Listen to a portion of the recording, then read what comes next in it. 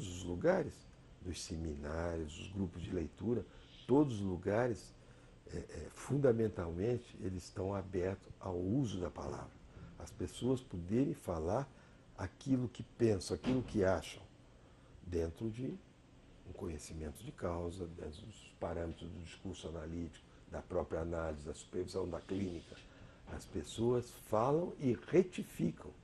Por que isso? Porque toda instituição, ela tende a um fechamento, ela se constitui como um grupo.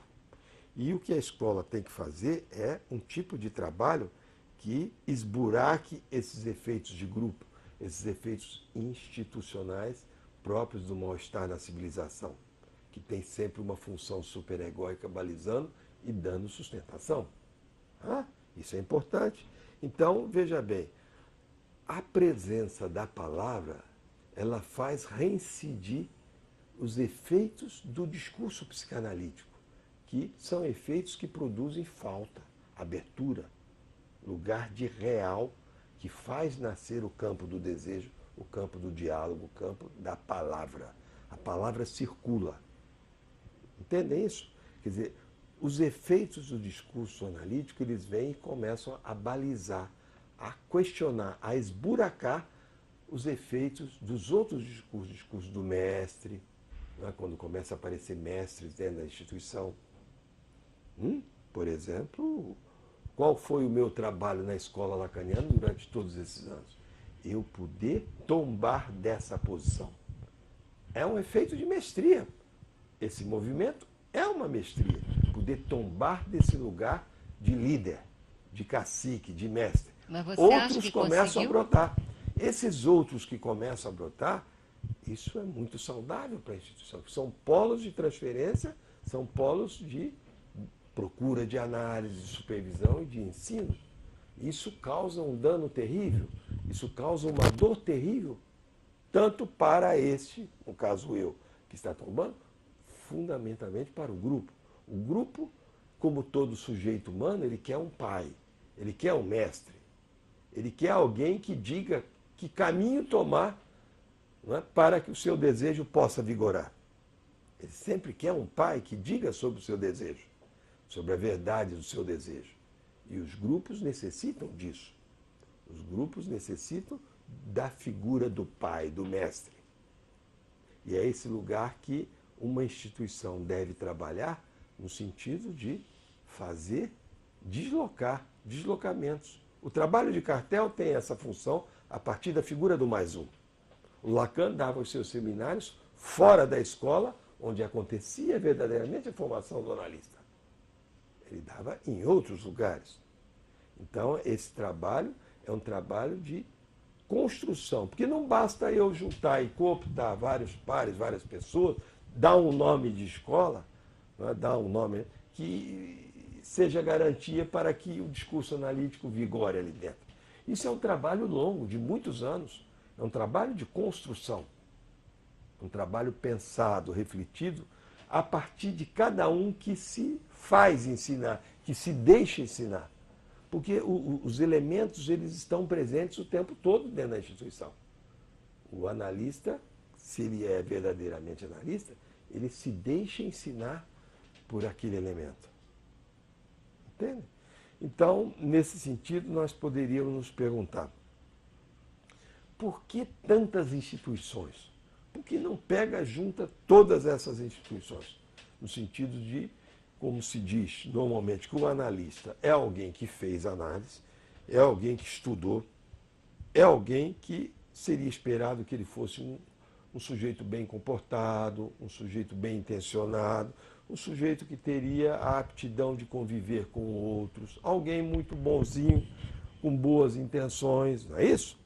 É o que se espera de um analista. Quando se diz que o analista fez muita análise, então é alguém que está ali com tranquilidade. Ao contrário, quanto mais análise o sujeito faz, mais insuportável ele fica. Isso é próprio das estruturas do inconsciente. O sujeito que avança numa psicanálise, ele vai trabalhar profundamente esses sentimentos mais desagradáveis do ser humano, da inveja, do ciúme, do ódio. Já pensou? na convivência com outros? Insuportabilidade. É isso que se diz de uma insegurança entre um e outro numa escola de psicanálise. Então, os grupos, eles se constituem a partir de polos de transferência, a partir de lugares de transferência dentro de uma eleição teórica. Aí vai dizer, mas todos estudam Lacan? Então, a gente diz dentro de uma forma de lidar com essa teoria, a maneira. E alguns chegam até a dizer, uns são éticos, outros não são éticos. Ou um é mais ético que o outro. E aí vai. E nunca vai se encontrar uma resposta, mas o importante é que os grupos trabalhem. Isso é que é fundamental e é esplendoroso para a psicanálise. É que cada grupo possa trabalhar. E um fenômeno muito bonito que se observa é que um grupo se propõe a uma atividade de trabalho e isso produz efeito de vizinhança nos outros grupos. Isso é esplendoroso, porque entre um e outro pode haver todas as diferenças, todos os ciúmes, todas as invejas, todos os ódios. Mas o fundamental é que haja um mínimo de lugar para a psicanálise. A psicanálise possa avançar. A despeito das nossas diferenças, as nossas mágoas, ressentimentos, a psicanálise possa avançar. Porque o mundo, Lacan diz, o mundo, a civilização, quer dizer, ele não quer saber do inconsciente. Freud diz isso no Mal-Estar na Civilização. Ele não quer saber da presença de uma falta, que Lacan vai chamar esse ponto do discurso psicanalítico como uma incidência do imundo. Esse imundo, esse rebutalho da humanidade, ele vem, esgarça e coloca a civilização minimamente a pensar, a refletir.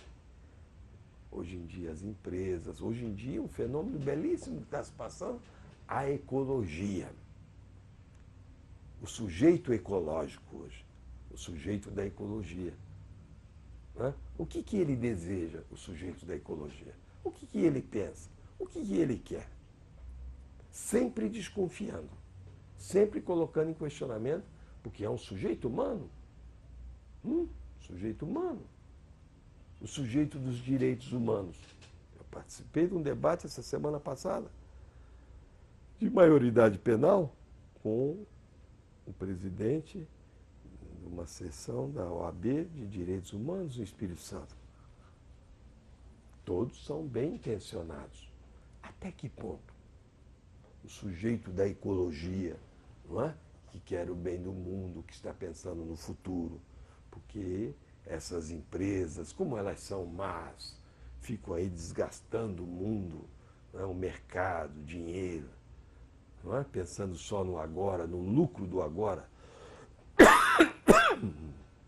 Mas vem o sujeito ecológico e começa a dizer, não, nós temos que pensar no futuro, na floresta amazônica, não é? No clima, na temperatura do futuro, na falta de água, no excesso de raios solares. Temos que pensar isso tudo. Então o mercado começa a ceder partes.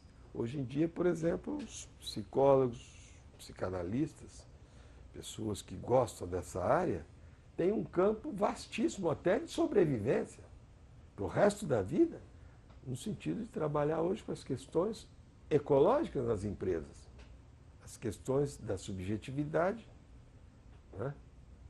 De que maneira lidar com isso tudo. Então há essa civilização, esse mal-estar na civilização, e há isso que Lacan nomeou de discurso analítico, que pode se presentificar de muitas maneiras. As instituições analíticas, elas deveriam ser, segundo Lacan, escolas, tais como na antiguidade, que têm por função, não é, uma base de operação contra o mal-estar na civilização. Por quê? Porque elas abririam lugares de questionamento. Quando há questionamento, nós podemos lidar com a teoria de uma forma mais virulenta, mais transmissível.